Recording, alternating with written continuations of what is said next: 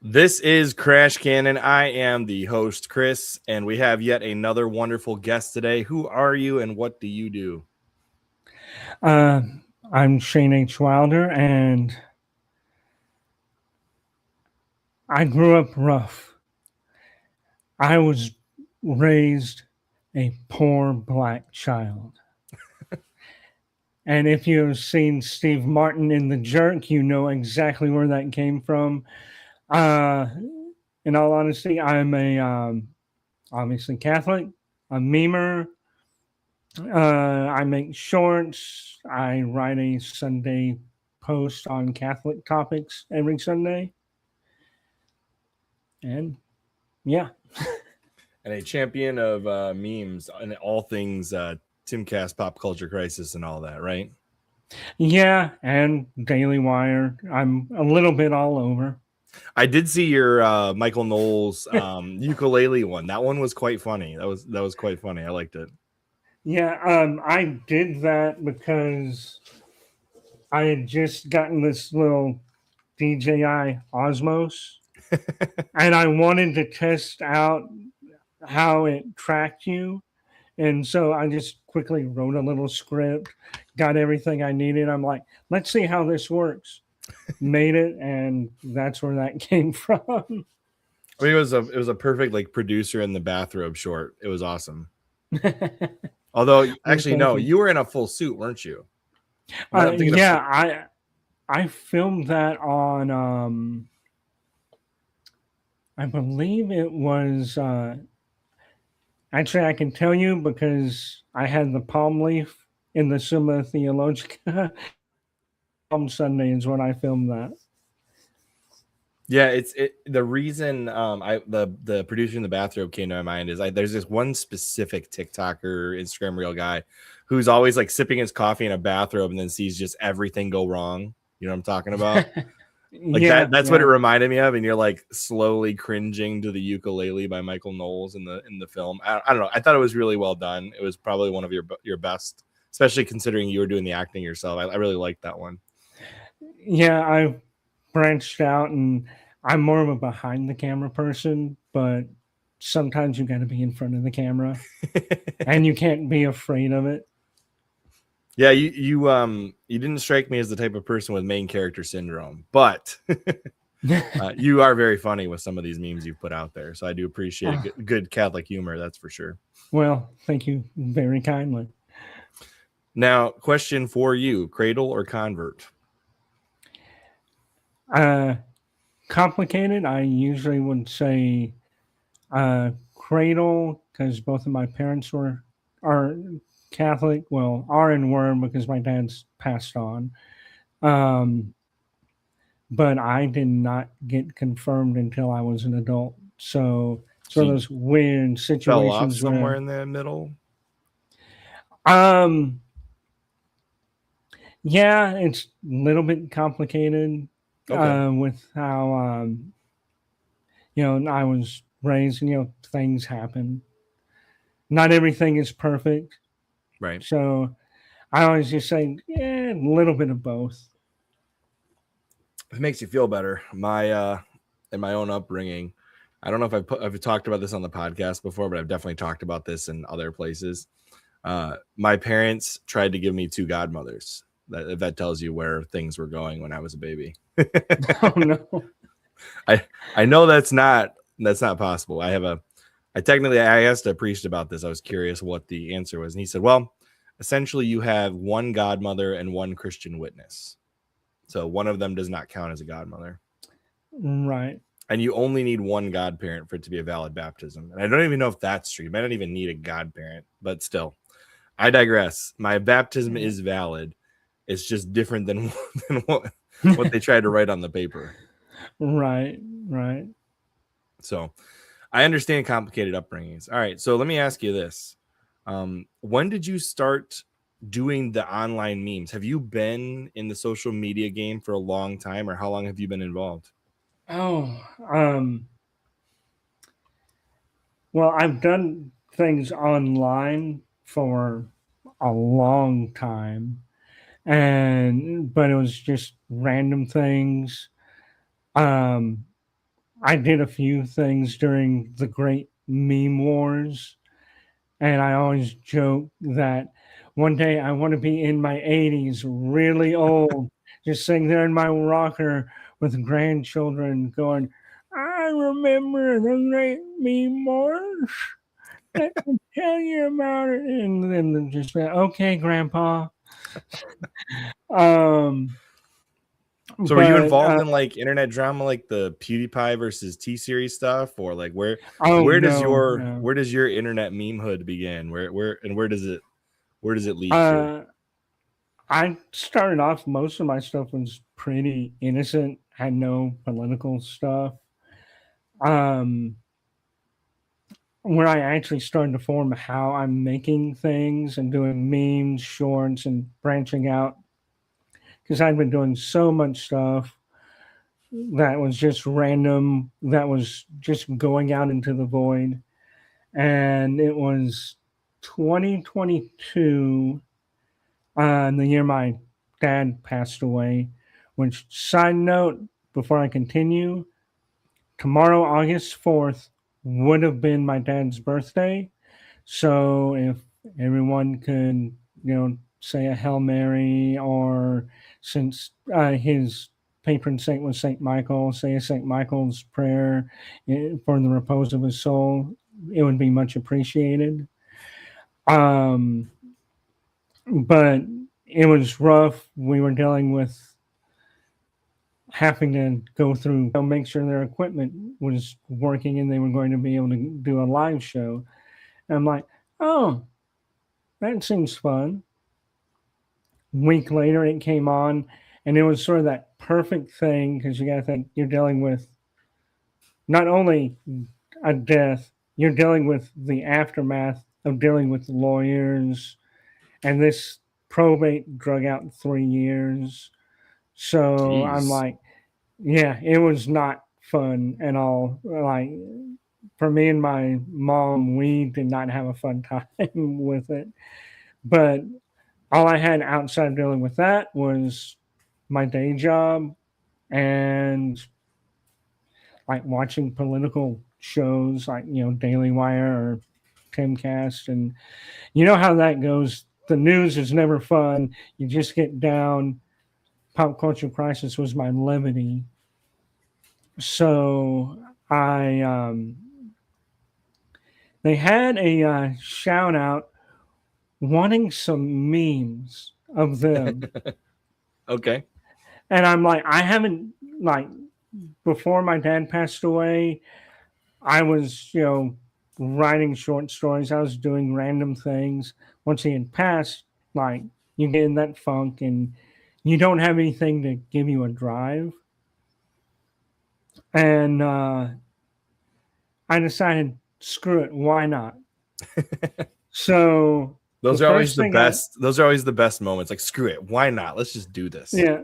So I was thinking about, believe it or not, Mary Morgan.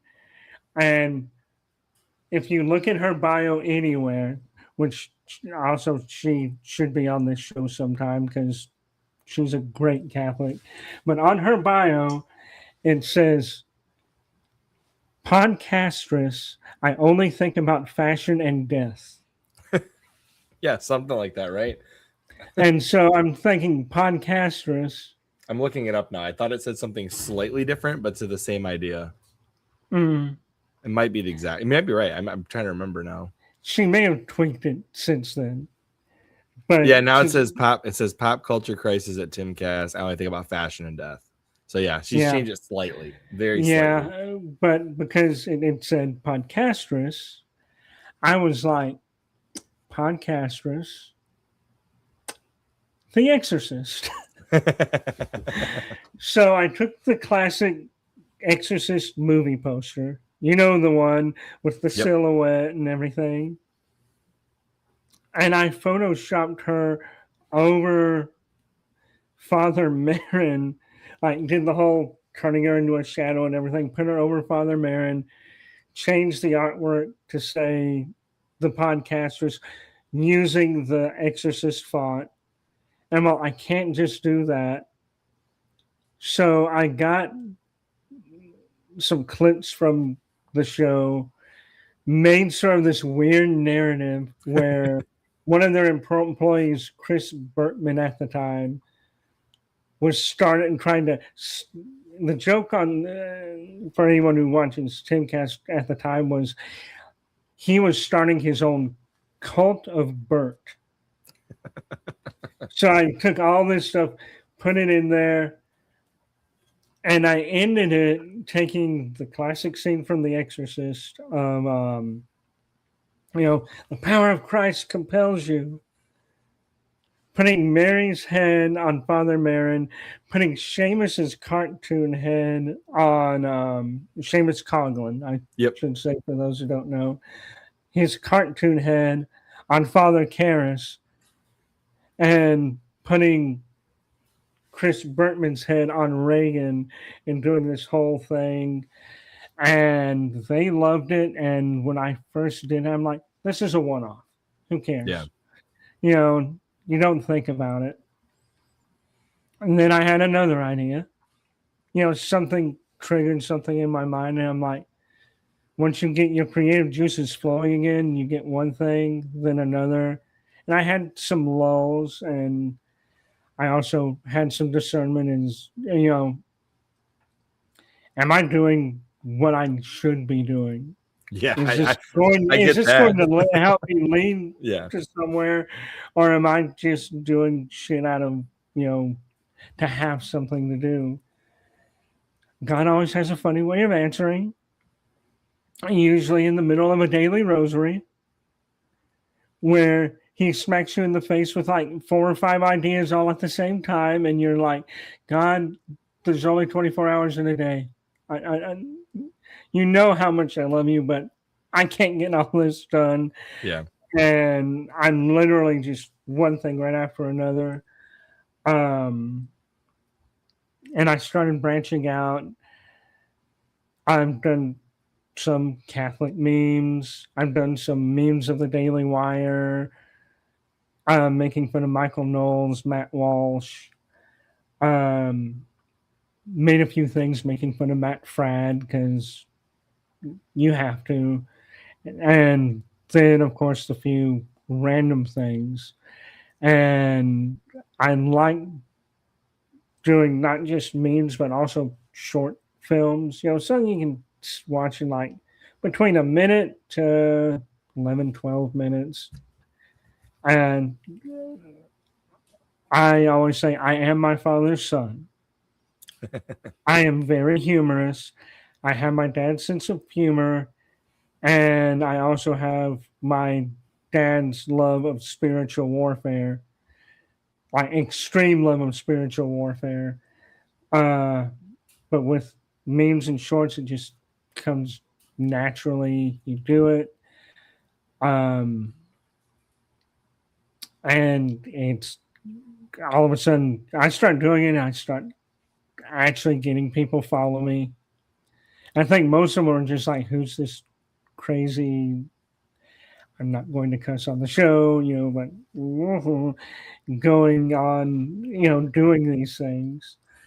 And there is something funny I will mention, because earlier in the year, Pop Culture Crisis had their episode 1000 special, and I filmed an 11-minute trivia special. I'm in a suit. I'm clean shaven. I'm trying to get that like early 2000s game show host look. Yeah. I'm filming in front of a green screen. I've developed a whole virtual set that moves. It's dynamic. Like there's round monitors everywhere with clips of the show in it. And I remember someone commented on their show after seeing it, all this time I've heard his name. I did not realize he was a grown adult man who actually does things. That's funny. Speaking of being a grown adult man, are we close to the same age? I'm 33 right now. I'm a little bit older than you. I'm millennial, little bit in the older side. Okay. Um, You don't have the balding issue that I have, though. oh, I don't have any balding. Good for you. I don't even have, you know, for 30s and up. You would think a lot of people start going gray, but I have not gone gray at all. So that's a good thing. Yeah, good for you. We got a lot of people in the comment section shouting you out, so we're doing pretty good so far. Nice. Oh, yeah, I see Greg Duvier.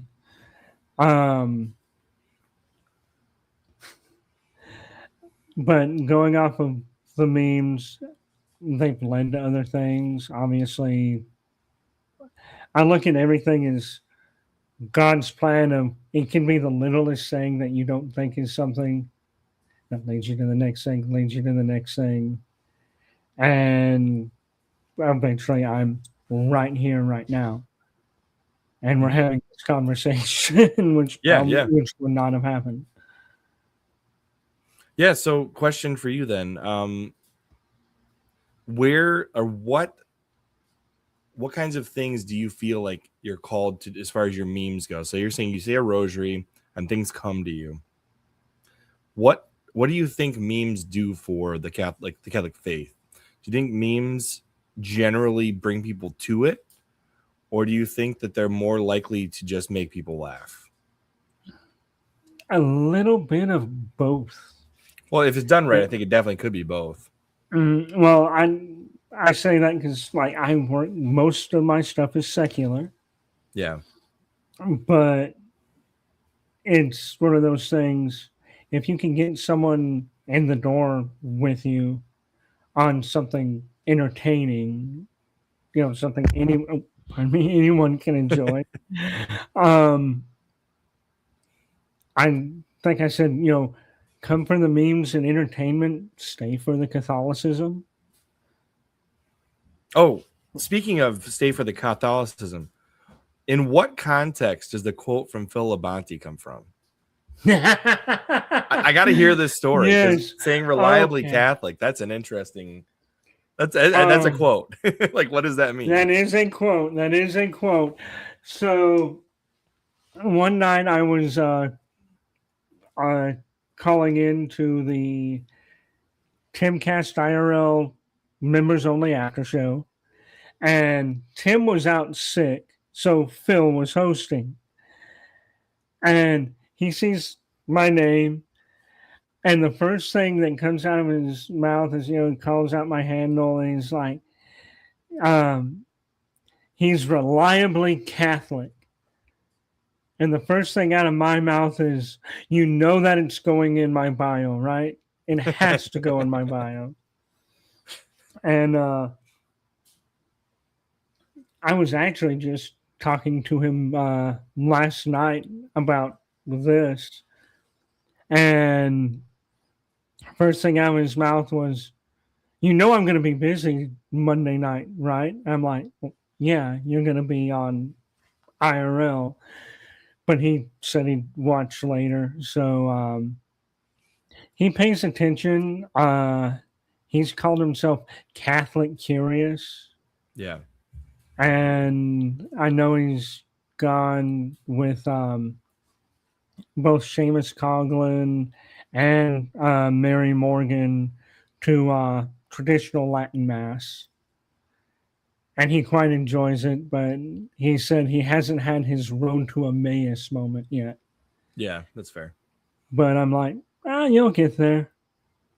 Almost every musician I've ever met has an appreciation for the TLM, just because it is musically different from anything modern. Yeah, like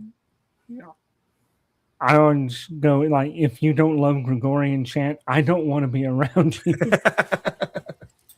Yeah, for the longest time, my intro was the Miserere, and I've switched. Nice. I want to promote Enoch's music. Speaking of which, I'm going to throw. I have a little Enoch QR code, so anybody looking for Enoch can find him. But I love promoting Enoch. I think he's awesome. He's got great music. Oh But yeah, before he's that, it was the great. Miserere, and there's not many songs I like better. In fact, I don't think there are any songs in the history of the world that I like better than the Miserere. It's one of the best, in my opinion, one of the best songs ever written, and it's truthful because it's coming from David. Hmm. I mean, when it comes to Gregorian chant, like I always go with the Litany of the Saints. Yeah, As long as you're able to take the time to listen to it for like 12 to 20 minutes, depending on how many saints they want to list. yeah, that's fair. I do see that you tend to do a lot of online adoration, or not. Maybe not. You're not online, but you're asking people while you're in adoration or in the chapel what they'd like you to pray for. And I think Yeah. that is extremely awesome. I wish more people did that kind of a thing. Do you think that that is? Do you think that that's mostly internal to Catholics, or do you think other people like to join in with that kind of stuff? Do you get a lot of feedback? Um, it varies. I've had times where like I'll do that, and literally what I do is I walk in because luckily my parish has its own adoration chapel that's separate from the main church. Yeah, there's a few So, around me that have those too, and those are super nice. so I walk in, you know, genuflect, sit down, take my picture. By the way, those pictures are different every time. Don't think I'm just recycling the same picture over and over again. But you know how it is when you go to mass, you have that seat you like.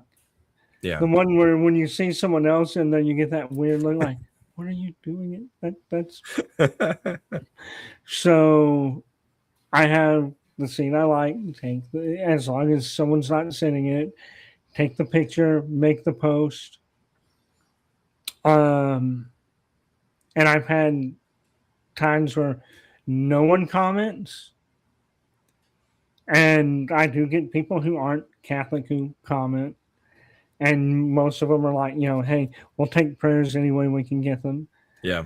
And then there are times where you have someone who's like one of the Catholics on X, like Pray the Rosary or someone like that, who will just comment on you asking for prayers.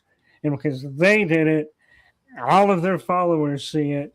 Yep. And you're literally sitting at home 3 hours later after, taking your hour in adoration at home 3 hours later, and it's still coming in. And you're like, I don't know how to tell them I'm not there anymore. I have exited the building.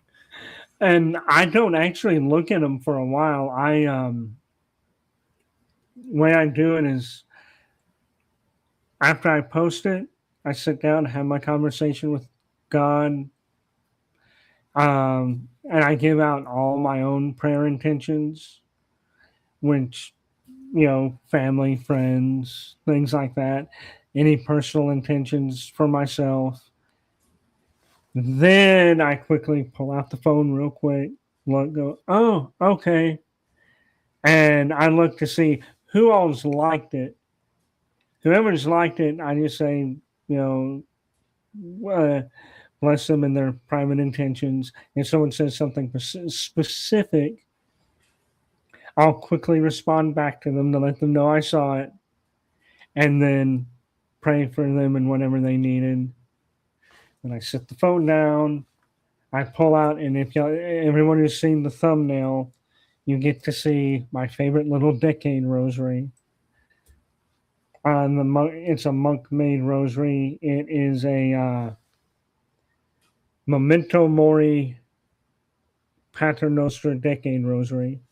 When you say monk made, are you talking black monk rosaries, or are you talking about No, specifically a monk made it?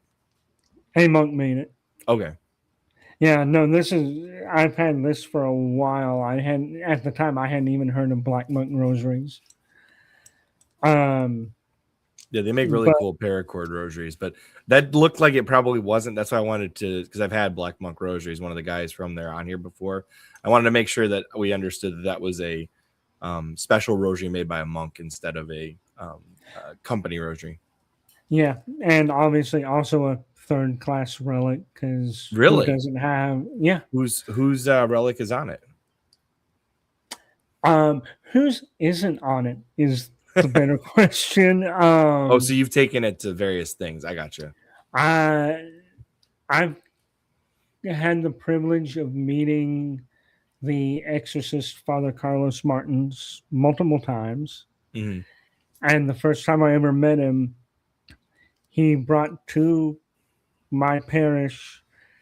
He was touring 150 relics, That's cool. and including part of the cross, uh, Okay, the true cross, right? part the true cross, part of Mary's veil, part of Joseph's cloak, and part of the crib of our Lord, plus all the other relics you can think of. Like if you can think of a saint, they were there. That's awesome. So this has touched all of those. Well, that's the thing Um, that people don't realize about relics is like you're like 1, 2, or 3 degrees away from any saint. mhm. Like, so for example, a first class relic, obviously those are literally part of the saint, like something that was theirs. Yeah. Then there's the second class, which is, what is it, things that they used, things that they had. Yeah, anything they own or touch. So yeah, And then third class are things that have touched the second class or first class relics, correct? yeah. In fact, Saint, because this was one of the relics that was there, um, Saint Joan of Arc. The Catholic Church kept some of the ash from Oh, neat. where I didn't she know was that. burned. It's because you can't really identify what's human remains, what's wood. It's Yeah. considered a second class relic. That's why when somebody chooses cremation, which I don't understand how people can choose that, but when people do choose cremation, um, they say you can't scatter the ashes as a Catholic.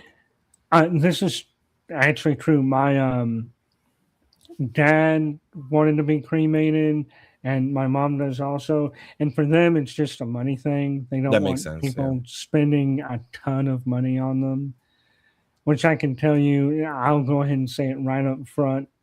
The cremation alone, with the Catholic funeral and burial rites, the Catholic funeral part is easy. The church is cheap. Yeah. Everyone forgets church, they don't charge a lot Yeah. for any things, but to To have him bury them. Yeah. cremated and all Cremated. that, Yeah. Burial um, and cremation are both expensive. that was 10 grand. For cremation? Yeah. Holy cow. That's expensive. And I found out because I looked at it to just have them cremate because they have to do something with the body. Yeah. So to just cremate them and give you the ashes to do with what you will, which we can't do, Right. was still 7 grand. That's crazy. So we're all pay the 10 grand, have the viewing at the funeral parlor, Yeah. let him be taken to the church. And I'm not saying where the church is, obviously, but he's interred in the columbarium at the church, and the columbarium is right under the church bells. Okay. So that's what they wanted. I'm fine with that. I understand the reasoning for it. You know, Well, because if you were to reject, just because this, people always have this conversation about like cremation versus burial. If cremation were rejected, that would reject a lot of martyrs, and you couldn't possibly reject the martyrs. So yeah, and I mean, who'd want to reject someone like Saint Lawrence? You know, the man or you was mentioned earlier Saint Joan of Arc. our Saint Joan of Arc. I'm just trying to make the humor switch back to a little humor and mention Saint Lawrence, the man who was put on a pit and burned alive, and the last words out of his mouth were, "Turn me over, I'm done on this side." You know what? I think I read that. I've got a copy of Butler's Lives of the Saints. I think that's actually written in there. I think you're right. Oh yeah, which is why he the Catholic Church has a sense of humor. He is the patron saint of pit masters, grill cooks, and comedians. Well, I'm like, it is funny. It's usually like related to how a saint died that makes them the patron saint of something. Like, I believe the reason why Saint Blaise is the patron saint of like healing throats is because he was slashed in the throat. yeah, I think yeah. that's why. So it's just like the way they became the patron saint of that. Nobody would choose that death. That is for sure. Right. Like my patron saint is slightly different. My confirmation / patron saint is Saint Francis de Sales. Okay. Okay. Obviously, I'm not deaf, but I am a writer, so it fits. It's perfect, actually. Um, I just go. I hope when I die and become a saint, if they canonize me, I am not canonized like the patron saint of cell phone typos. My wife got me a mug that says it says like parentheses potential future patron saint of dad jokes. It's like it's a silly mug for Catholic dads. You know what I mean? Oh, nice, nice. Yeah, getting back on like the topic, I'm shocked at where um all this memes and stuff has led me, because it's led me to make some interesting friends. Like, once again, there is no universe where I should be friends with a platinum selling rock and roll star, but it happened. Um, but then I look at all the Catholic people I've met that have all led from something secular, has nothing to do with the church, led to it. And most of them are, a lot of them have been on this show. I look back at all the people you've had, I know them. Oh, I know them. Oh, hey, I need to check up on them. I haven't seen them in a while. But it was interesting because it was it was last year and slightly the year before. I had a priest named Father Michael O'Connor. He was an old Irish priest, great man, and he had cancer. And he actually came out of retirement to work at our parish because we needed another priest. We were running short. And he had cancer real bad. So I just put a little shout out, not directed at anybody, for some prayers for him. And every Catholic, like the most random Catholics, came out of the woodwork, because you literally had like Seamus Coughlin over there while he was actually on an episode of Timcast IRL that night. In the middle of the show, he's just tweeting out, "We need to pray for this priest. Here's a link to a St. Jude's novena." And then you had like Amber Rose, the religious hippie, got on board. I actually did a X space to do some prayers for him when he got really bad, because he ended up becoming bedridden after an incident. He was presiding over mass, not at the church. I believe it might have been at the rectory or something like that. I never heard the exact story where it was, but he collapsed. and he never was able to regain enough strength to come back. So we did an X space, and she hopped on, and she was able to help me out because I was going to do an hour's worth of prayer, and she was able to do the responses. Yeah, that's tough doing So, prayers by yourself where you're responding to the prayers mm, on your own. That is tough. and I can't tell you how nice it is now that my kids pray some of the liturgy of the hours with me to not have to do both sets of the prayers, both parts, both the verse and the response. right, and I mean, I went through an hour of it.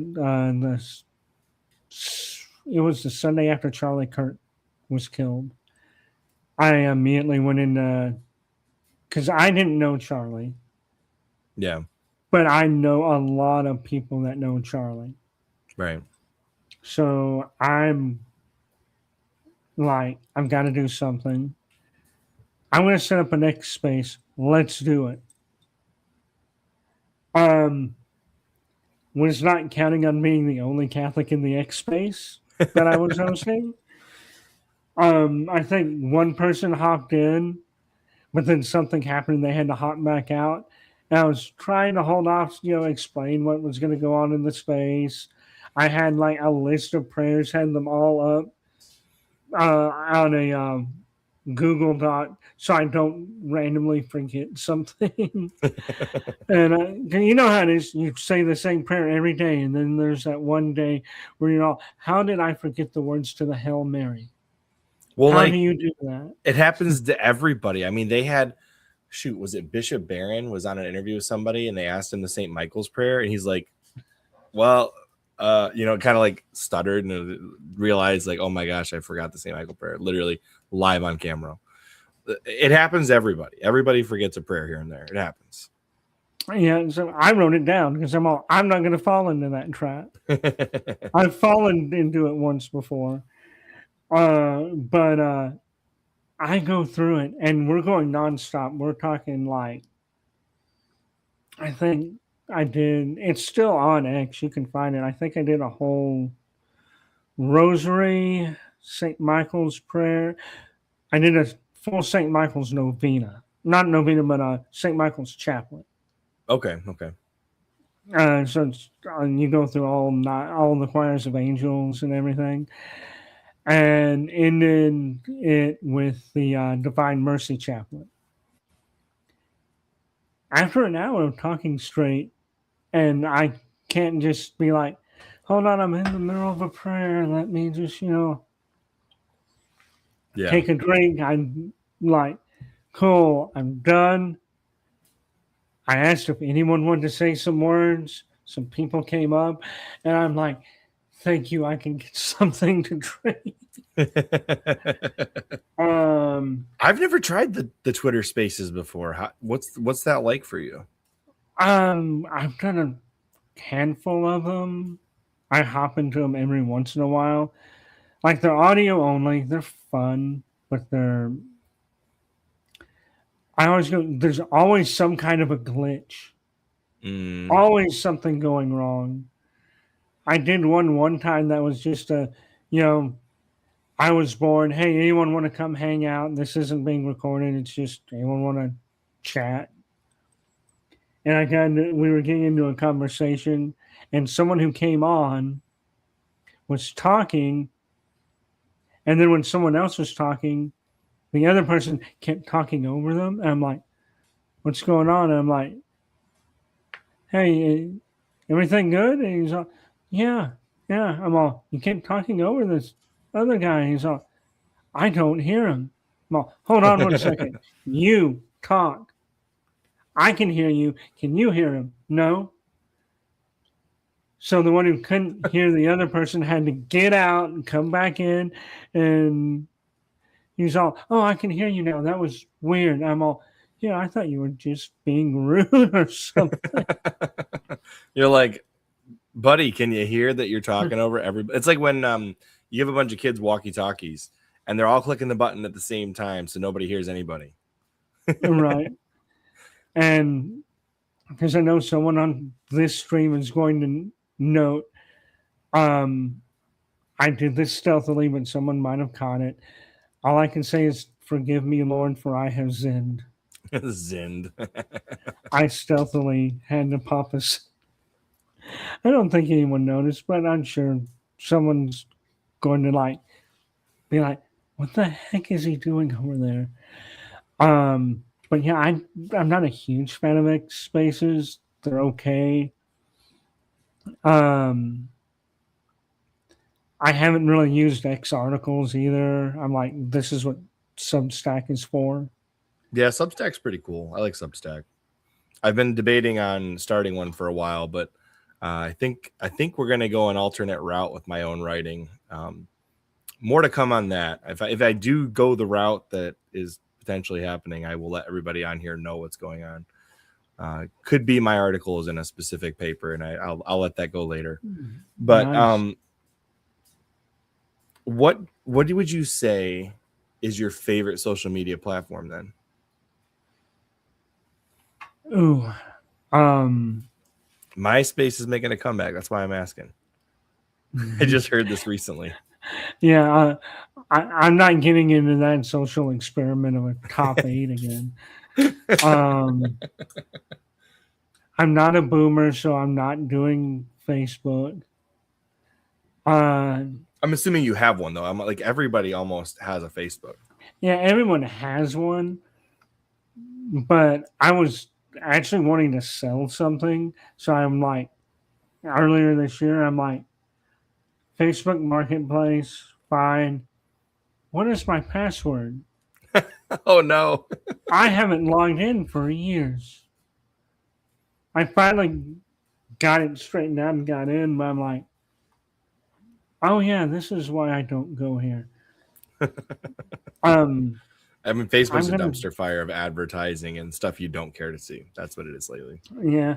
I like X as much as I think X would probably be number one.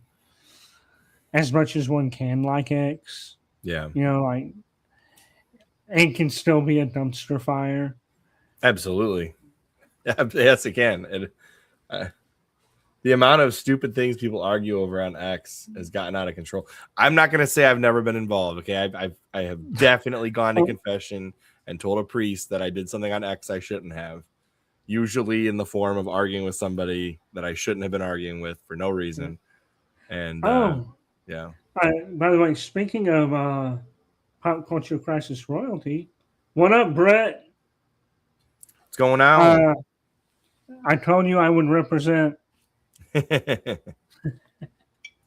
Good stuff. Good to see you here, since Brett. I've got you. Appreciate you.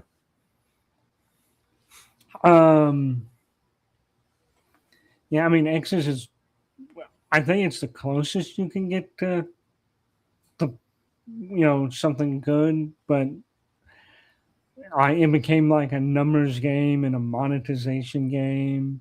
There's a lot of people scamming I won't say scamming.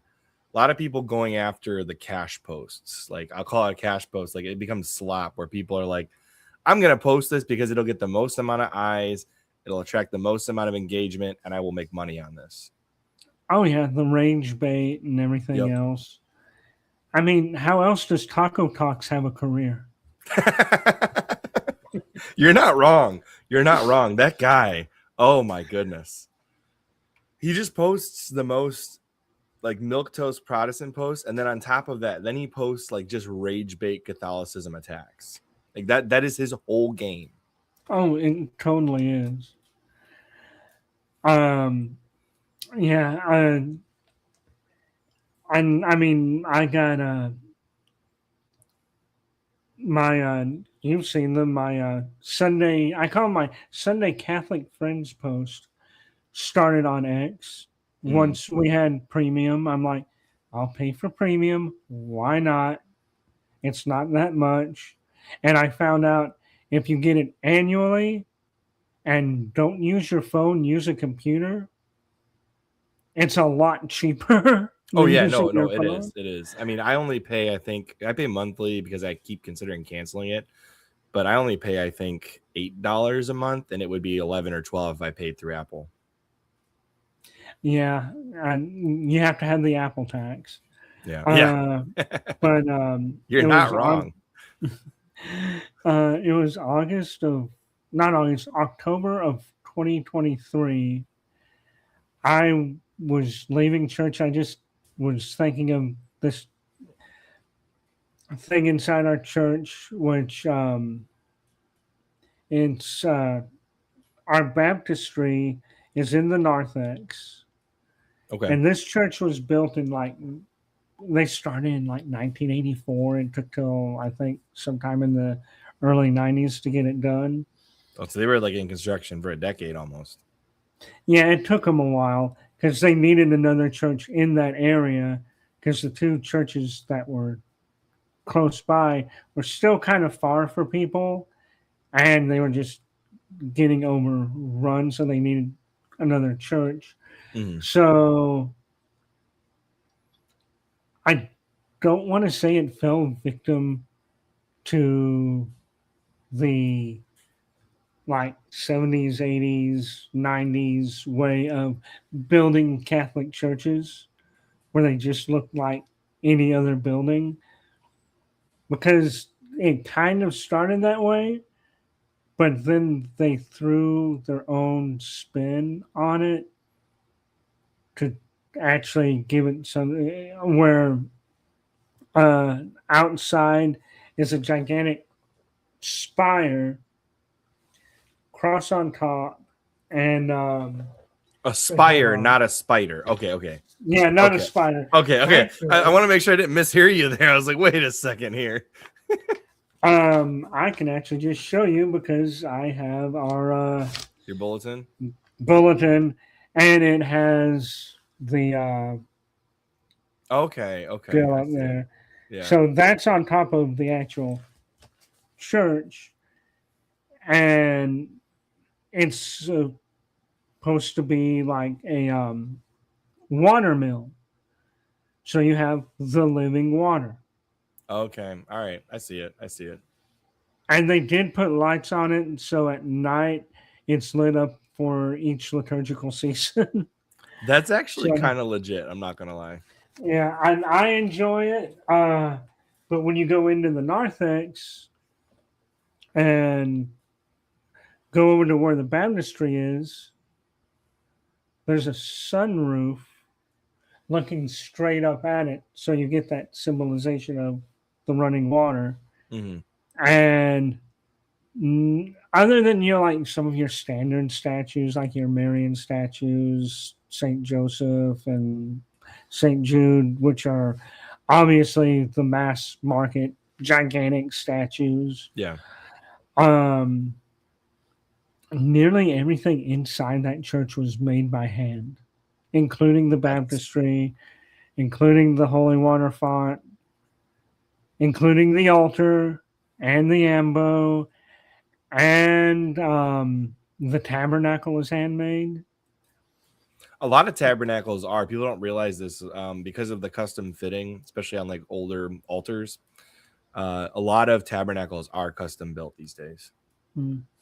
There's not a whole lot of generic tabernacles. Ours is built out of marble. The tabernacle is, or the altar? No, the altar is built out of wood, but Okay. symbolism was added into it. Okay. Okay. Like there's some wrought iron on it that has symbolism, but the tabernacle itself is because next to the baptistry is a holy water font that overflows and flows into the baptistry. That's from the That's made out of tabernacle? no, it's No. Okay. the Okay. no, it's I'm talking about the holy water font Okay. Okay. is designed this way, and it's made out of one piece of marble, and it overflows into the baptistry. The man who designed that designed the tabernacle, Okay. and when you see the tabernacle, it's another piece of the same marble made to look exactly the same, but on top it's flat, and there's a flat piece of metal on it that is sort of wavy to represent the same flowing waters of baptism. Okay. And on top of that is a handmade metal lock box for the Eucharist. All right. And that's how they designed all that. Like the guy who designed this is, We have Brett trying to make sure you know that the Android is supreme. yeah, and I'm sorry, Brett. I'm like iPhone all the way. Sorry about that.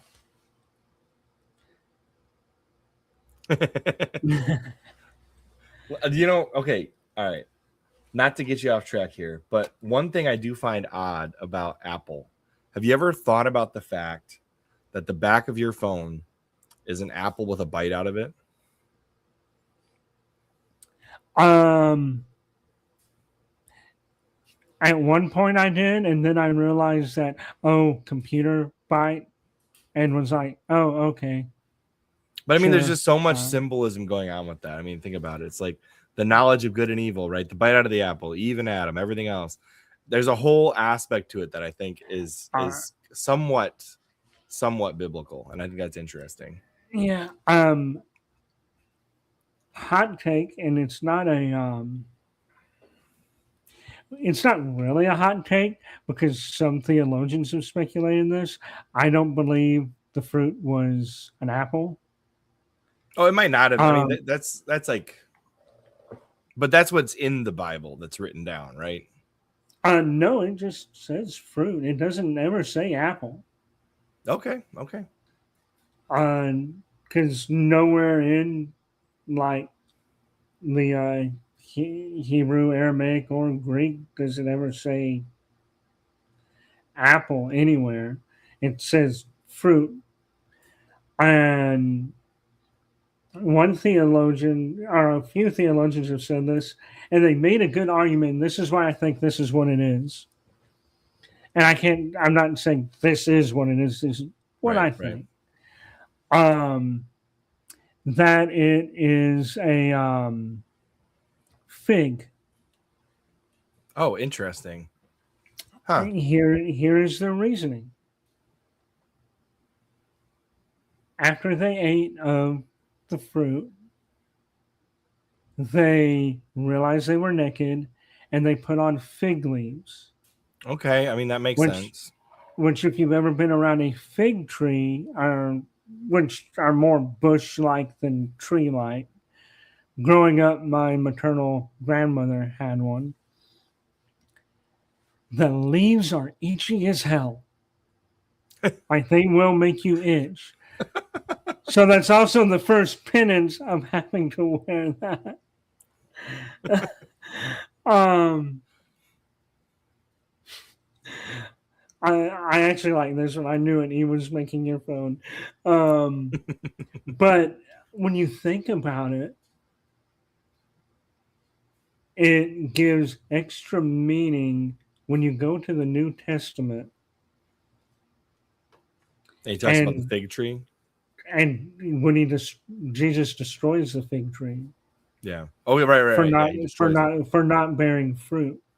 That's right. There's an interesting, and when you start thinking about it, you get that because everything's connected. That symbolism of oh, the tree of the knowledge of good and evil did not bear good fruit. It did not bear fruit. No, It, it led to it the bared fall our of man. destruction. Yeah. Mm-hmm. But So I'm like, just to attack Brett here, I do want to give you the origin of the word android.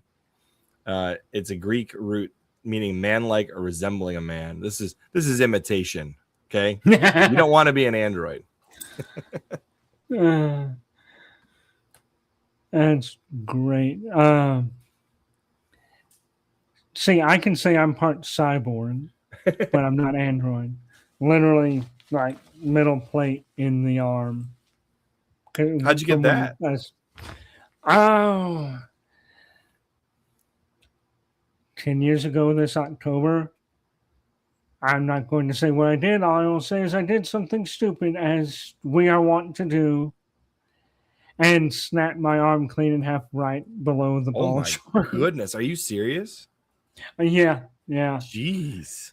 So Wow. I've got some major hardware in there, which is fun when you're working out because it your muscle is over that, Oof. so it's easy to pull a muscle. Okay. Very easy to pull a muscle, and it takes forever for it to heal when you do. Because they don't bend as well as bones, correct? Yeah, Okay. and when you have something like that happen, you never get 100%. Like, got about 98% movement. Like, I can't go straight up because there's a metal plate there, Yeah. fulcrum, but it doesn't impede anything. I always call it the minor annoyance, and I know when the seasons are changing. That makes sense. Yeah. I'm not old. Why do I know when the seasons are changing? Um, but yeah, back on topic. Sorry. Yeah. Uh, Go ahead. Once again, this is a good conversation when you get off topic and you have to go, where were we? Uh, That's how it goes on this podcast. so I'm thinking about, the baptistry when they went to build it. One of the people there was taking a trip to Rome, taking a pilgrimage, going to see all the things. And it just so happened to be when they were renovating St. Peter's. Okay. And it was renovations that needed to be done. And Greg is wrong. I'll read it though, since he paid $5. He says, I agree with Brett. Android is superior. But both my guests and I disagree sincerely. Thank you for the $5 super chat. Keep going. But they had to redo the flooring in St. Peter's because we're talking the original flooring from when St. Peter's was built. It over time it's going to crack, and it can become a hazard, for people walking, tripping, and things like that. So they were going to redo it. So this person just is like, well, you never know if you don't ask. Told them, hey, we're building a new church. We want to use some of this stone for the church. Told exactly what was going on. Expecting the no, but they literally got the, we love that, take it. And so they took the stone, the tiles for the flooring, beautiful blue tiles, brought them back. And when the baptistry was designed, they got normal white tiles that they were able to get and etched into them flowing water. And right in the center, using the tiles from St. Peter's, they made an ichthys, the fish. And it's something I always think about because that means everyone of a certain age, who can, unlike kids who just get the water on the head, everyone of a certain age who has to step into that baptistry to be baptized, when they kneel down, they're kneeling on a surface that millions upon millions of Catholics have tread upon over centuries.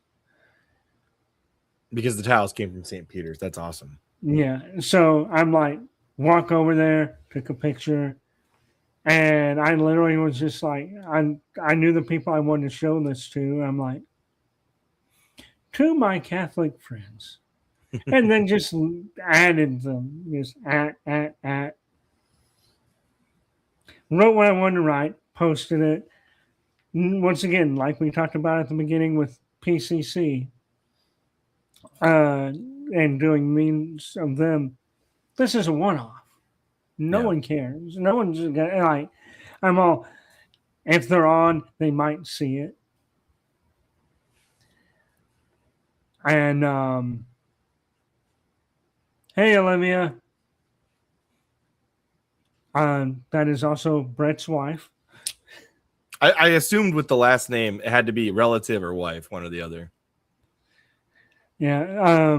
Anyway, It's hard to back see with the little profile pictures who they are, you know. right. So I'm all. This is going to be a one-off. I'm not going to do anything else. Go to church the next week, and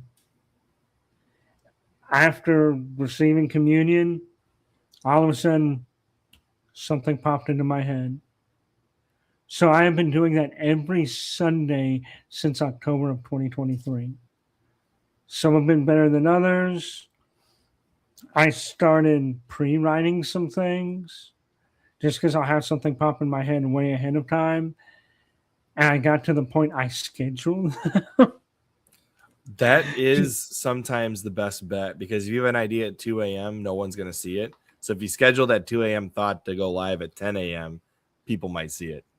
Yeah, I have it for and because X will not let you schedule anything if you go over the 280 characters. Oh, really? Like I didn't know that. it'll let you do it, but it won't post it. It'll error out, and if you go to click on it, It goes to it'll your be like, drafts or something? no, it just completely deletes it. Weird. I did not know that. So I write everything in a Google Doc and just copy paste. And it's usually like the Saturday before. I'll literally just get on my phone, go to that Google Doc, copy, paste it. Greg Dubier is right, Olivia. Get back to the Discord and control those heathens in Timcast Discord. That's funny. I too am one of those heathens. But I will paste it in. I always have some sort of an image because images draw people in. Like they do. It's hard to just like see a text wall and click, yes, I want to read this. Usually if you have some image that's some reference to what you're about to write, people are more likely to click on it. Yeah, and I'll do that on Saturday. Then I'll literally click cancel, save to drafts, and then Saturday morning or Sunday morning, get up, do the whole get showered, get the suit on. Yeah. And at 9 a.m., right before I head out the door to go to church, because it's 10 a.m. Mass, I like being there about 30 minutes early. So I leave shortly after 9 a.m. Like, pull out my phone, go back to it, go to drafts, hit post. Once it posts, I'm all cool, grab my missile, grab my little journal, head on out the door. And I say journal because this is something I think most Catholics should start doing. I highly enjoy it. I take a journal with me. And when I get in, I do all my prayers and everything. And in the last about 5 minutes before, I will go in and in my horrible quick chicken scratch just to make notes, I write the date, write all the readings, and then when we get to the homily, I take notes on every homily. That's kind of awesome. I'm not going to lie. Most people barely remember the homily that is delivered at Mass, let alone have actual references to it. Yeah, and that's also why I write all the readings. So I'm like, well, why was he talking about? Why was Father talking about that? So I can go, well, here's the readings. Let's pull out the Bible, look it up. Oh, okay, that makes sense. Because like some homilies are bad. Yeah, they can't all be winners, but a lot of homilies are good, and there's a lot of good information you can get from them if you pay attention.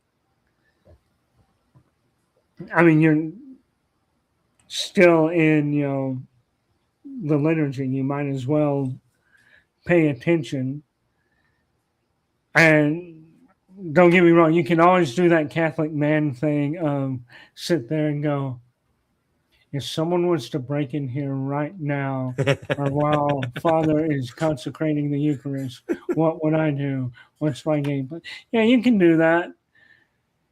But if you're going to the same church every week, you already got your game plan. You don't need to think about it every week. But I mean, I may write one sentence. I've literally had masses where I've written like 3 or 4 pages. And those are usually like, your Easter vigils. Because the Easter vigil's already 4 hours. You might as well give a really long homily too. I finally went to an Easter vigil this past year. I had to. I was working a crazy schedule at the time. I was during my hiatus, by the way. I was on a hiatus after our 6th baby was born. I finally went to the Easter vigil, and I realized I've never been to one before because I've never sat through a long Easter vigil like that in my life, and it was really cool, actually. Oh, they're so fun. Like, I'm the people have called me the glutton for punishment. I'm like, but you're in church. How is it a punishment? Because I do the Easter vigil, get home at like 3 a.m. and it starts at 8 and goes well into the night. And get home at like 3 a.m., get a couple hours sleep, and then go back for the Sunday Easter morning mass. And I do the same That's thing. entirely a voluntary thing then. Yeah. Yeah, and I do the same thing at Christmas. I go to midnight mass, and I also go to Christmas morning mass. But on Christmas, I also go to. We have a Christmas Eve 6 p.m. mass for the dead. So Okay. everyone who's passed away, and if you want, you can. They have votive candles there. You can write the name of a dearly departed person on there. And before the mass starts, Father comes out with the aspergillium Yeah. and blesses the candles. And it's sort of a way of remembering everyone who's passed away over the course of the year. And it's one of those, I started going to it when my dad passed away, and it's like, it's a good mass. It's worth it. It's a little more somber. Then you get that somber, then you go to midnight mass, and it's joy to the Right. Lord, and Yeah. you get You get both of those emotional, like the emotional low and the emotional high almost, right? which is life. Yeah. You got the emotional lows, emotional highs. But yeah, that thing's been going the Catholic post has been going every week. I started posting some of the better ones as just a standalone article to my Substack, Yeah. because my Substack is just everything. I have secular articles there. I have short stories there. Um, and I will say this: all of my short stories are technically secular, but as they say, you write what you know. Everything has to have a Catholic bent. Well, it's like Tolkien says, obviously Lord of the Rings are a Catholic work, being that he is Catholic. Right. Yeah. Um, like I have one on there that is this story is once again writing what you know. It's a no, I have never wrote a western in response to the chat. Um, I'm not against it. I love westerns. My dad was a huge western fan. He loved Clint Eastwood, so of course I love Clint Eastwood. um, but I tend to write things either more comedic, but I also write a lot of horror, a little bit of science fiction, mostly horror, but it's more, I call it more Catholic horror. And some of it I don't even know if you would want to even classify as horror, but it'd be generically classified there.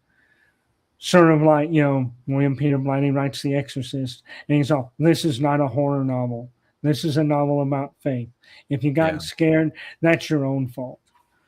Um, I did write one horror story that has a dark ending that, and it's about a guy moves into an apartment and he stops going to church, which is not me, but we've all known people who stopped going to church. Hmm. And at one point, he starts having nightmares of his dad being burned alive, Oh, geez. which is, I think, my way of working through. My dad hadn't passed at the time, but he was very sick. Okay. And it's sort of my way of working through some of that. But he has to deal with a neighbor who he first meets is friendly. Hmm. Then he starts having the neighbor make some noise. He goes up there and asks him to quiet down, and he's like, yeah, sure. And he gets a peek inside. The entire apartment is just pitch black. But the only thing he can make out is some mask on the wall that looked demonic. Is this in his apartment or the neighbor's apartment? In the neighbor's apartment. Okay. Eventually, he stops going to church. He starts getting sullen, drawn into himself, having these nightmares. Eventually, his dad does die. No, I wrote all this before my dad actually passed. And he goes up there after hearing like things like buzz saws and things. And he gets invited in, goes in, gets knocked in the head because his upstairs neighbor is a Satanist and uses him for a sacrifice. Oh, geez. Talk about Now, curiosity killing the cat. if you want to know where this idea for a neighbor who is a Satanist comes from, when I moved into this apartment, I met my neighbor upstairs. And he talked to me a little bit. He's all, if I ever make noise, let me know. First time he made noise, I went upstairs and knocked on his door. Everything was black. No, this is middle of the day. Blackout curtains. Everything is completely pitch black. And I see demonic mask on the wall. I ask him to be quiet. And he gets, at that point, nearly every day, every night, he's getting extremely loud. And the buzzsaw thing is a thing that actually happened. Weird. And he got kicked out of in this complex about a month before my dad passed away. And they drug things out of his apartment. He just left, so they drug things out and just threw them out in next to the parking lot till they could be hauled away. And there were things like weird skulls with burned eyes and all sorts of satanic looking masks. He was into some dark satanic stuff. There's a lot of people obsessed with the occult right now. I mean, it's gross. Yeah, so that's where that story came from. And you can go read it. Like me trying to tell you what's going on, when you read it, it is dark. I don't pull any punches. The only thing I have ever said, if I'm writing a story, I don't care if the person is the worst person in the world, the most evil villain in the world. I can have them say every foul word under the sun, but I can't write them taking the Lord's name in vain because I can't do that myself. Yeah. And I would feel like I'm committing the moral sin by writing it down. And I can't easily go and ask to be absolved of something without taking it out. So why do it? Here, let me try and answer this and see if you agree with me. The question is, where do you draw the lines between Santeria, voodoo, and Satanism? My personal opinion on this is that voodoo is basically Satanism without realizing it's to Satan. Yeah, I would go with that. Like the voodoo and the hoodoo. I hope I don't mix these up.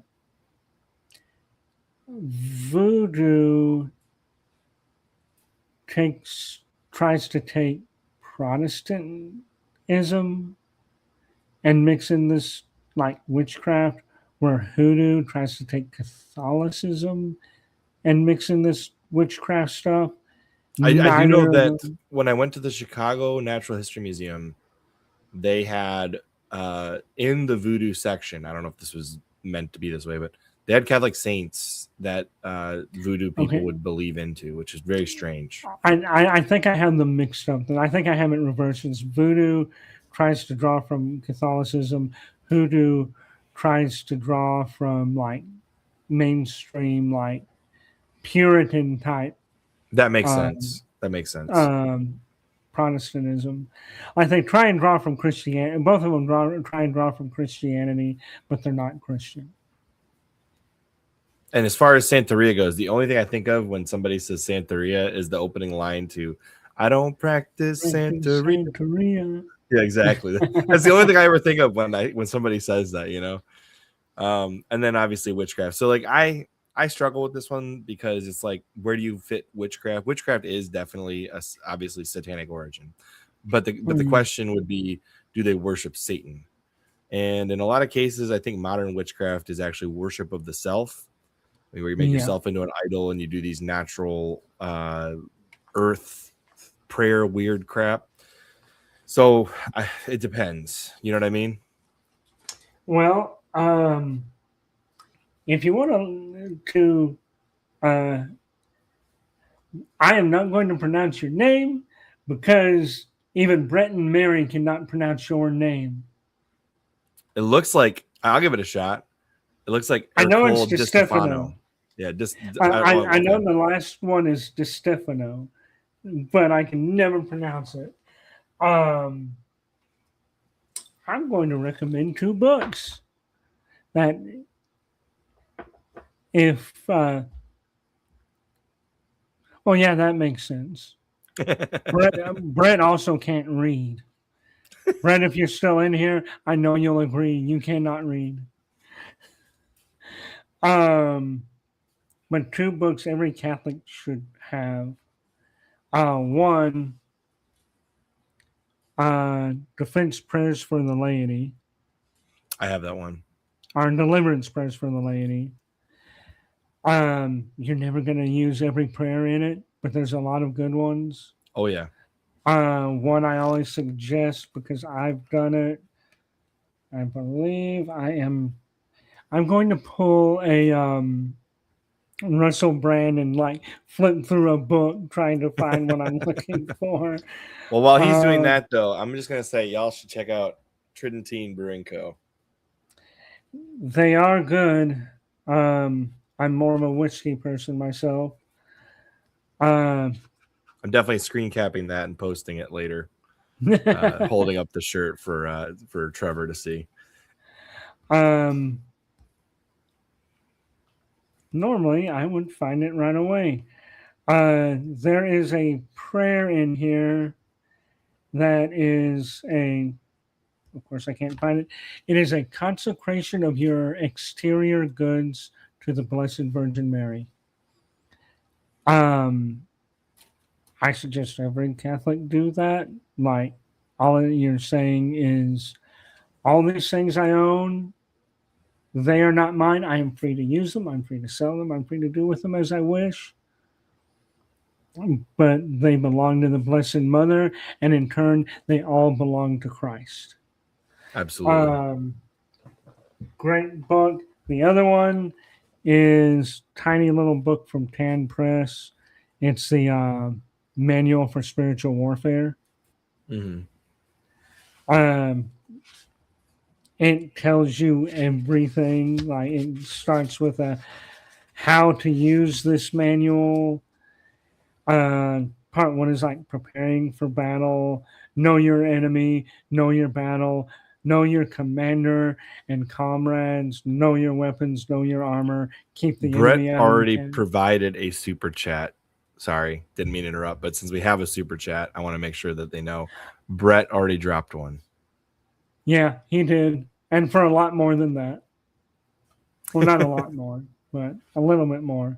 Well, He ain't made out of like money. 250% of that. Yeah. But yeah, like this is a book I always suggest to everybody for light spiritual warfare things. My Because father-in-law has that book, and he highly recommends it too. growing up, my dad was huge into spiritual warfare. His patron saint is Saint Michael. He was confirmed under Saint Michael because he converted while he was in the military. Okay. And he met an Irishman, and we accept your mea culpa when you need to beat your chest 3 times. It was a $10 super chat saying my apologies. And that was a 200% increase from what Brett posted earlier. Yeah. But so he got really into spiritual warfare and had a ton of books, none of which he would let me read growing up for just cause. And as he explained to me, and as I have learned, everybody is different with how they handle. We will accept it. We will accept your mia maxima culpa. uh, anyone listening to this in audio is going to be very confused. Anytime I try to answer super chats midstream, I always confuse audio only listeners. It always happens.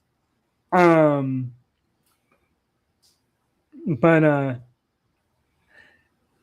everyone has sort of a different threshold of what they can handle. That makes sense. When it comes to spiritual warfare, like everyone is required to handle it. Don't get me wrong, everyone is required to, you know, put on the armor of God and handle spiritual warfare because the devil can work in very sly ways. But I think some of your how much you can withstand is partly genetic because my dad can withstand a lot and I can withstand a lot. And I own a few of his. I own one book. I had to get a later pressing because this thing goes in and out of print. But this is one of the books he would not let me read. It was originally under Tan Press. It's now under Sophia Press. This came out in the 1950s, and it's Evidence of Satan in the Modern World. Okay.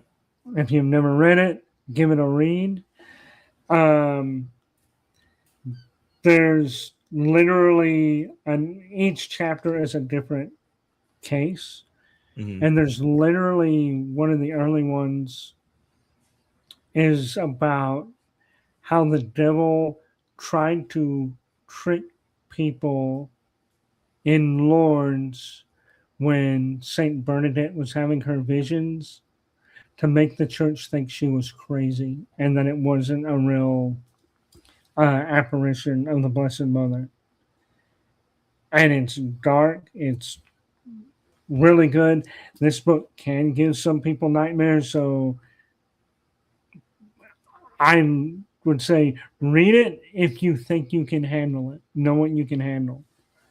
But my dad, like when I say he dealt with some spiritual warfare, he and I have both had, experiences with the demonic, like actual, not just something bad happened that could have been demonic, but it's something normal, like full blown things. And my dad's story, which he told me once I got older and can handle it, is well before he had met my mom. So definitely well before I was born. Right. Uh, he used to coach little league baseball because one of my cousins, I'm the youngest on both sides of my family, so on my mother's side and my dad's side, I'm the youngest. So Mhm. I have cousins who are on AARP. You know what I mean? Like Yeah, yeah, yeah. they're and Wide spectrum of especially ages. when you're talking about like having like family members like uncles and aunts like that have passed away and have been passed away because they were already up there whenever you were born, and the people your family members were already, your cousins were grown adults when you were born. Huge spectrum of ages. But I had a cousin who at the time was a kid, and he would come over all the time because my dad coached the little league. Mhm. My cousin was out at the park right near my dad's house, saw something on the ground, picked it up as kids do because they're kids. Mhm. And let's face it, my moniker is I always say, I is big dumb. Don't, like everyone's all, all this stuff. I'm like, compared to the greats, no, I is big dumb. Um, but kids are also stupid and they see something, they grab it, brought this thing in, sat it on the counter, spent the day there, left. Was going to come by the next weekend anyway. My dad never saw it. It wasn't there. It was not on the counter where it had been left. And so he didn't know anything about it. So he started having weird things happen at the house. Like things not being where they should, things being open that were not open. And it got to the end of the week where things just kept building up and building up. And to tell you how long ago this was, because I don't even remember Johnny Carson. He was watching Johnny Carson. It was a Friday, off work, sit down, relax, watch a little Carson, go to bed, get ready to do the little league thing. And while he's watching, all of a sudden he can't move and he levitates off the couch high enough he could touch the ceiling like this, like nothing crazy, just about like that.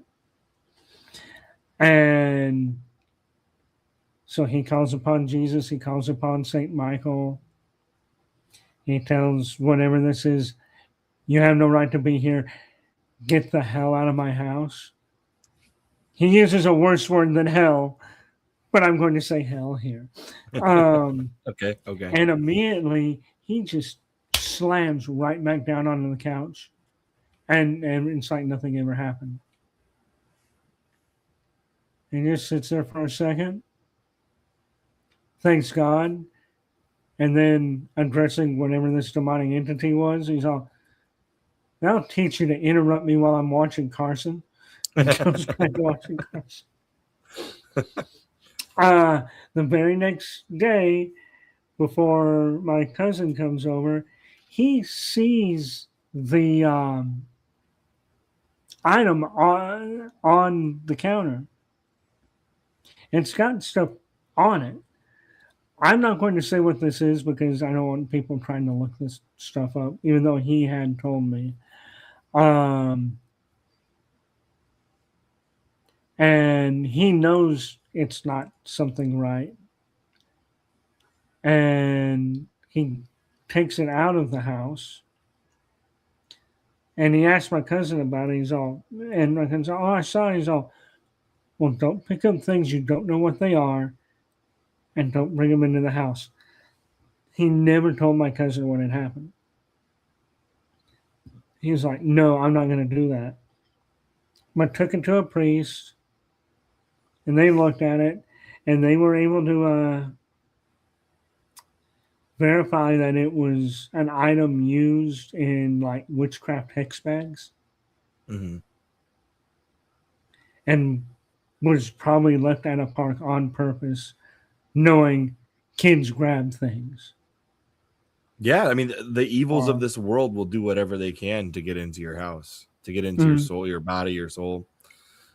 They really want to be let in, and letting them in is the mistake most modern people do, not realizing just how real the demonic and the spiritually evil things are.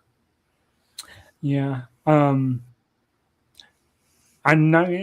not going to tell my demonic story. If anyone wants to hear it, I'm gonna give a plug to Shane Cashman's Tales from the Inverted World. It's a Timcast Media show. Go back and find the episode that has Mary Morgan on it. And I am on there telling my demonic story because it is an interesting story that happened after my dad's death, where I had a visitation from Saint Michael, then my dad, who had passed on, and then I had a demonic encounter. I'll let y'all go there because it's a long one, but I will give y'all a nicer story. Just because I gave you something demonic, I have to give you something brighten up the mood. My mom is a Catholic convert.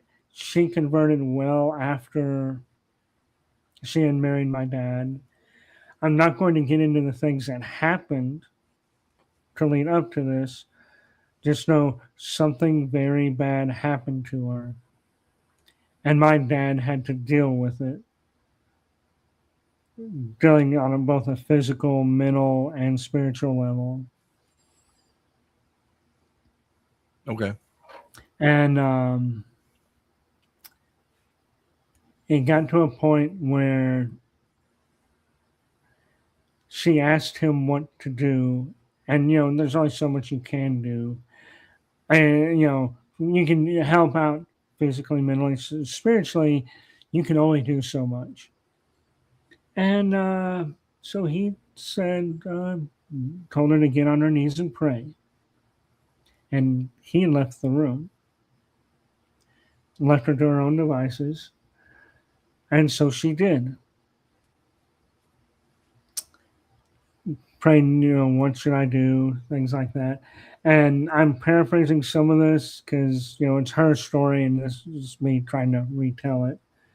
But while she was praying, she saw in front of her an actual apparition of our Blessed Mother. And note, even though my dad was Catholic, she had never been in a Catholic church before. My dad's not one to force people into things. Sure. So she saw our Blessed Mother, and our Blessed Mother told her, you need to go to this specific church. They can help you. So after our Blessed Mother, disapparates, however you want to call it, once she's no longer there, she gets up. She doesn't know what to do. She goes to my dad and she tells him everything that happened. He doesn't miss a beat. He's just sitting there going, huh. Well, I think you should do what she told you to do then. So, well, I don't know how to do that. And he's all. Can I just pause you 1 minute on this? The fact that the Blessed Mother told her to go to a church, that's one of the things you can always test an apparition on is what are they asking you to do? And the fact is, it says go to a Catholic church. And Probably it's like one of the least like crazy things you could do, and it's obviously in line with the Catholic Church to go to a Catholic church. So it would be easy to test that one. And she was told by name what church to go to. That's what I'm saying. Like that apparition would be easy to test because it's telling you to go to a Catholic church. What possible bad thing could happen going to the Catholic Church the Blessed Mother tells you to go to? It's like the Blessed Mother saying you need to say more rosaries or you need to pray more to Jesus. Like nothing wrong here with this. Let's go try it out, you know? Right. An apparition that was twisted though would tell you something crazy, like I don't know, cut off your finger or do something insane, right? Like right. It's easy to test that one. As the late Father Michael O'Connor, my priest, would say, as the Jews like to say, listen to your mother. That's something he always would say whenever he would talk about, you know, our Blessed Mother is, if our Blessed Mother tells you to do something, listen to what the Jews used to say, listen to your mother. But my mom did that. She was like, I don't know what to do. Of course, this is well before I'm even thought of. You know, I'm, and so he's all, look in the newspaper. You can find the mass times. She's all, well, should I wait till Sunday? Or what do I do? And he's all, they have mass every day. I've got work tomorrow. Perhaps you should go to mass tomorrow. He left it to her. He's all, this is on you. This is what Mother Mary told you to do, not me. You go do it. Right. And so she did. Went to mass, broke down crying, went to the priest, and she's just trying to tell him everything. And he's like, slow down, hold on. I need to take you to the parish office. I'm not the head priest. I gotta take you to head. Gets a moment on him. She tells him the exact thing, you know, still crying, and he's just like, we need to get you catechized quick. Right? He heard this and he's like, no, she's for real. We need to get you catechized quick.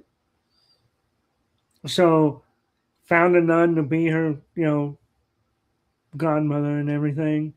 She went through everything.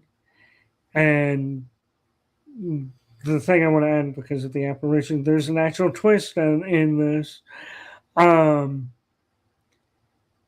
Her, I believe it was her godmother, gave her the,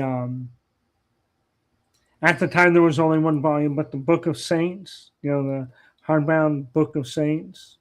We have 2 volumes now, you know, Saint for every day. And she's looking there trying to find her confirmation saint. Can't find it.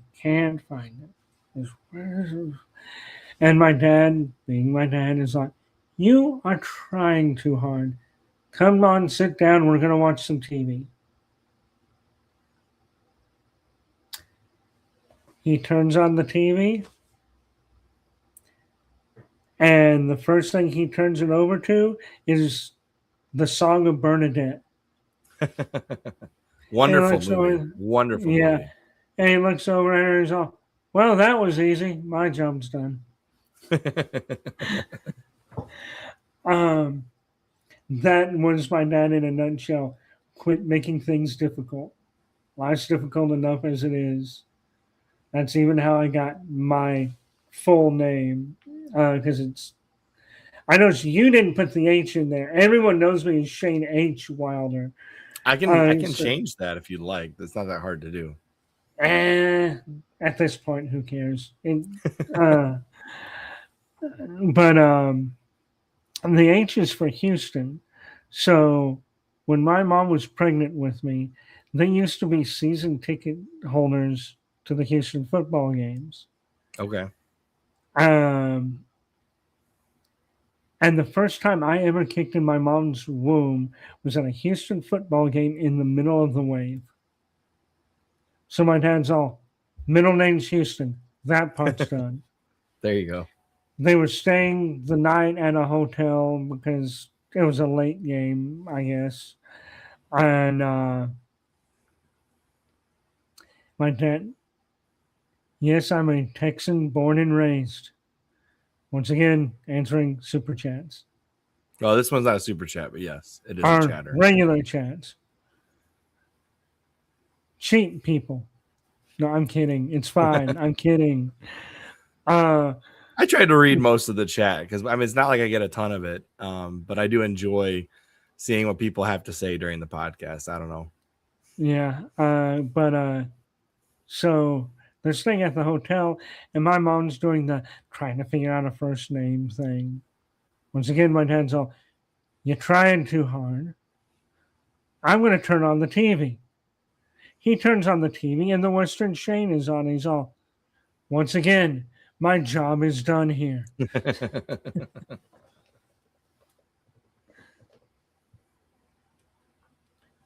It's the little thing. It's that little providence God gives to you where it's like, why are you trying so hard? Like, let things happen. Like, you need to put in the work. Don't get me wrong. You have to put in the work yourself. He's not going to hand you everything you want just by sitting there going, God, can I have this? I want this. You have to put in some kind of work. Yeah. But if you put in any effort, he'll help you out. And I always go, I hate that phrase of, because, everyone has good times, bad times. I hate the phrase, God never gives you more than you can handle, because that is a lie. God will always give you more than you can handle, but the only reason you're able to handle it is if you're walking with Him. Yes, if you're walking I with have heard Him, that. He's going to guide you through it. He's like that icon over there, which I don't know how well everyone can see it, but it is an icon of the apostles in the boat with Jesus just sleeping. And they're freaking out. And it's one of those. And we all know how that story goes. Jesus literally wakes up, he calms the waters, and he's all, why were you worried? And I think that's the one thing most of us need to do is like, hey, I have things going on with me. Most people, unless you're really close, don't know things are going on with me. Because why worry? Even in the midst of the worst things imaginable, you need to find joy. That's one of my favorite shorts I've ever seen. And the guy that says it he's a I forget, I think ancient Assyrian, but it's that what is that, Mari Bishop Mari or whatever. Oh, And he yes, says, yeah, I know you're talking about. why are you so worried? It's like one of my favorite speeches he ever did. They put this like, very strong music behind him doing it. And but he goes like, why are you so worried? That's like one of my favorite speeches that guy's ever done. And it's a beautiful series of words that just make so much sense when it comes to Jesus, spirituality, and faith. Yeah, like one of my I have a lot of daily prayers. Like someone say possibly too many, but can you have too many? As long as you're not neglecting everything else you Right. have to do, you can't have too many. But one of them is I pray the surrender novena every day. I'll go each day, go through all 9 days. Once I'm done with day 9, next day, start back over at 1. And it really keeps yourself grounded to know, hey, you're going to go through things. There's more to life than all this. Absolutely. And yeah. Yeah, it's beautiful.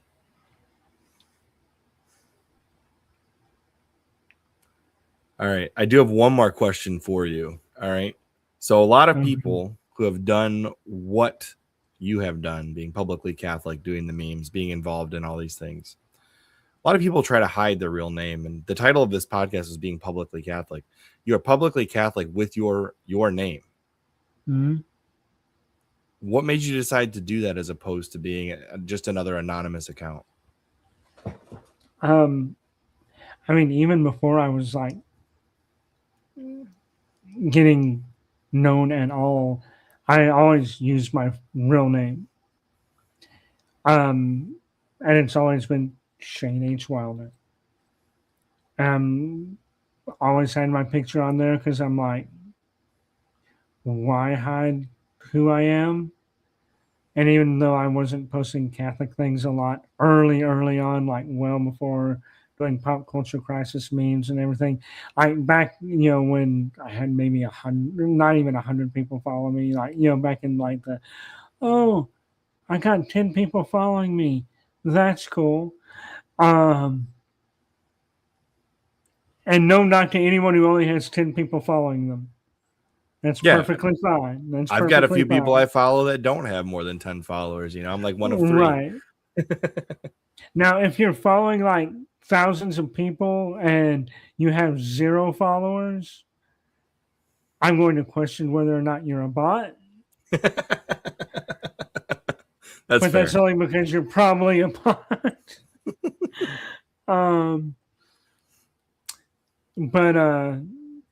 No, it's literally just you always had my name out there.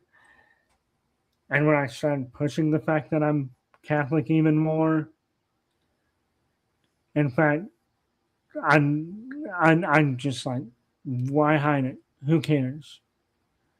Because if you see me, you can't deny, I can't hide that I'm Catholic. I'm literally wearing a shirt that has tiny monstrances on it. I'm like, I've got a Saint Benedict pin on my hat. I'm wearing all the chains, even the ones you can't see underneath, including my dad's St. Michael's medal. I'm wearing my St. Michael scapular because I'm enrolled into the scapular of St. Michael. I don't hide any of it. And I'm just like, if you see me, when I was like in college, I had someone say, because it was known I was Catholic, but I did secular things. I had someone say, "You're the most non-Catholic Catholic I've ever met." And so, like, you like heavy metal? Well, there's nothing in the catechism that says thou shalt not like heavy metal. Provided it's not completely blasphemous, right? I mean, oh no, if it's blasphemous, it's like anything. Any music can be blasphemous or satanic. Right. Yep, absolutely. Any music can be holy. I mean, if you want some great Catholic death metal, just go listen to Hell's Enemy. Like, he has an entire song yelling and screaming and growling, and the entire chorus is "Hail Mary, full of grace, punch the devil in the face." Okay. All right. Shout out to Hell's Enemy. But it's like, we are in the world, but we are not of the world. Right, because God's kingdom is not of this world. Mm-hmm. So you can enjoy the things of this world as long as they don't go against God. And even St. Paul said, test everything and discard of that which is not good, that which is not of God. So, um, why not? Enjoy like music or movies. I mean, I've written horror things, and it's like, and I know the jury's out. Can Catholics enjoy horror? Yeah, I mean, you do have to be careful. Yeah. You don't want to get into anything that is going to be obviously blasphemous or when lead you to sin. Right. Uh, but I can enjoy a decent horror movie. I can sit there and watch like the Nightmare on Elm Street movies and laugh at them for their silliness. Mm. I remember even watching first time first time my dad and I ever saw the Final Destination movies. We saw the first one. We did not see it as a horror movie. We saw it as a slapstick comedy, They are kind of and we odd were and funny and laughing quirky like that. like every death. We're just laughing at how ridiculous it is. Um, but like anything else, like everything in this world, you test, you can test it, and some things are good, some things are found wanting. Yeah. You dispose of the things found wanting, and so it's like, why hide who I am? I know some people aren't gonna like it. I don't care. I mean, most of the people I know who are Catholic that do secular things like Seamus Coughlin, hell, even like Mary Morgan, they don't hide it.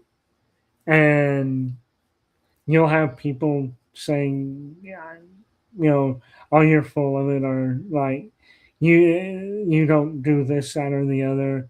There's no way, whether it be, like me abstaining from sex before until marriage or any of the other things we are called to do as Catholics, there's no way y'all do these things. There's no way. Now, yeah, there is a way. We're in the world, we're not of the world. We can enjoy the things of the world. And just because we don't do certain things doesn't mean we can't tell a crass joke. We can't, enjoy things. So I'm like, why hide who you are? Right. Right. And I understand some people do it because of work. Some people do it just because they want that anonymity that gives them that freedom. And I think that's one of the things that leads to some people's, you know, popularity, yet also their downfall is the anonymity of going, you don't see my face. I can get away with saying anything. Yeah. Yeah. There's a double edged sword with that, I think, because on the one hand, no one knows who you are, but they read what you're saying. And Mm. so you could, like, let's say if they knew who you were, your voice wouldn't be as popular. Then some people can use that as a good thing. But on the other hand, no one knows who you are. You can say some of the craziest crap on the planet and also get away with that. Oh, totally. Yeah. Like, don't get So me like wrong. I can see it both ways. I know, like, there's some on there that are never show their name, don't show their face. Um, Pray the Rosary is one of them, although he has shown his face every once in a while. But they're And doing it, then they're doing a good thing. yeah, like, and it's very odd. Like, I'll see Pray the Rosary, and then I'll see their face and their actual first name, and then I see them later back to Pray the Rosary. I'm like, oh, okay, Just showing the world you are not a bot. You're a human. Fair enough. Yep. Which Pray the Rosary is definitely not a bot. No, not a bot. Agreed. Uh, Okay. So then usually the last thing I offer to all my guests on this podcast, and thank you very much for this has been a very good conversation. A lot of stuff to think about, especially with the spiritual warfare. We don't discuss that a lot on this program. It'd probably be good to bring a few more people on to discuss spiritual warfare. But the last question I always ask my guests is there any questions you have for me? ooh. That is a good question in of itself.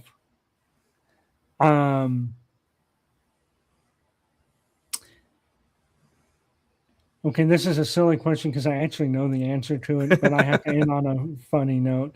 How much was the stained glass, and how long did it take you to get it put in?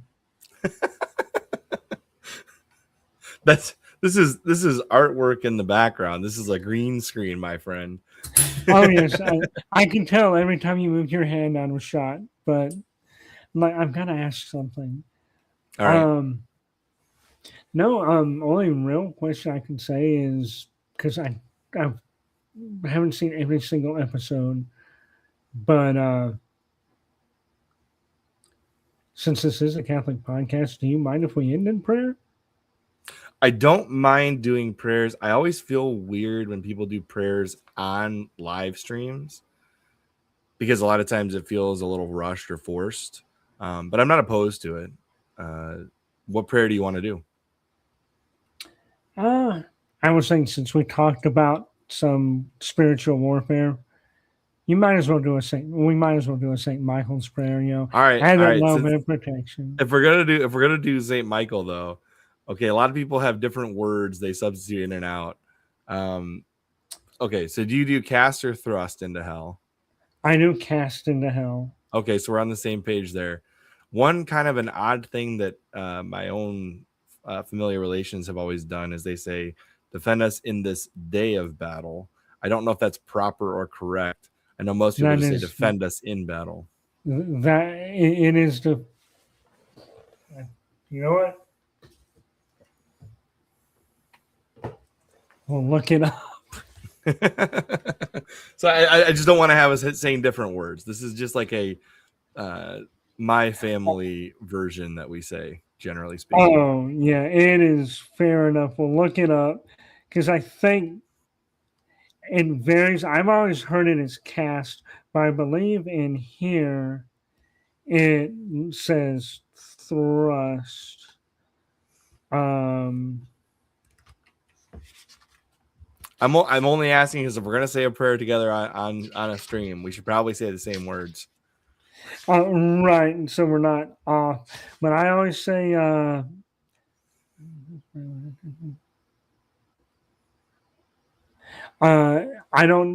always say Saint Michael the Archangel defend us in battle because I know that is correct.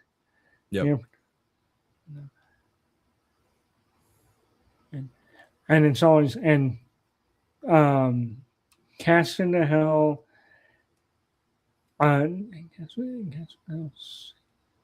We have and all the evil spirits who prowl about the listener world. trying to help us here. Although lead us, I don't think I've ever heard that variation. No, because it's be our protection against the wickedness and snares of the devil. That's another different. The Saint Michael prayer has a lot of variations to it, mostly because the version of the Saint Michael prayer that is said is not the original. It's a shortened translation of the original. Yeah, because the laity's not supposed to say the full prayer. No, because it's like a full-on like exorcism style prayer, right? Mm-hmm. What's funny is that full prayer is actually in this book, and it should not be in this book. Well, you can read. I mean, you can go online and read it, but yeah. Okay, so they have thrust into hell. I always say cast into hell. Yeah. And who prowl about the world seeking the ruin of souls. I've heard some people say wander about the world. I'm like, wander? No, Prowl That sounds evil. doesn't. It sounds correct. Yeah, proud gives gravity to what they say. I've heard the wander. I'm like, no, I always say cast, and I always say Prowl. proud. Okay. Um, So how would you want to do it and though? Would you want to do a first half, second half, or do we want to say it together? How would you want to do it? Because I can lead it off with the first line through defend us in battle, and then you join in. You know, like you typically would do in church. yeah, okay, yeah, sure. All right, so do it I'll do it proper. And I have Saint Michael right here. That Saint Michael statue that you have in my in the thumbnail is up above us. So there's like Saint Michael's all over this place. So here we go. In the name of the Father and the Son and the Holy Spirit. Amen. Saint Michael the Archangel, defend us in battle. Be our protection against the wickedness and snares of the devil. And may God rebuke him, we humbly pray. And do thou, O Prince of the heavenly host, by the power of God, cast into hell Satan and all the evil spirits who prowl about the world, seeking the ruin of souls. Amen. In the name of the Father, and the Son, and the Holy Spirit. Amen. That does get awkward because there is just a very slight delay in audio. Yep. That's why I generally don't do it on a live stream, but I'm fine. Yeah. I'm good with doing prayers on live streams. And I also read that chat that had lead us in battle while I was trying to pray it, and my mind's like malfunctioning. Yeah. But fair enough. We did it. We didn't die, and everyone has a little bit of protection in the end of the night. So there you go. And for those of you that feel called to do so, make sure you say a prayer for Shane's dad. Yes, thank you for that. All right. Well, I wanted to thank you for giving me 2 hours of your time. It's been a lovely conversation and a great podcast. And we'll have to have you on again sometime in the future. Oh, yeah. Thank you so much. And Pax Vobiscum to everybody. And if you do drop a link to your Substack in the comments, I will pin that comment. Copy that. I will do that as soon as we're off. All right. And on that note, everybody, I will see you guys next Monday. I'm trying to remember who it is. If I can't remember off the top of my head, I'll just announce it on Twitter later. But we'll see you guys then. I've got a Monday and a Tuesday next week. Oh, it's Jim Pine. So look forward to that. And then on Tuesday, I'm supposed to have Joshua Charles finally after multiple cancellations. So hopefully we'll have a double header next Monday and Tuesday. And I'll see you guys then. Bye, guys.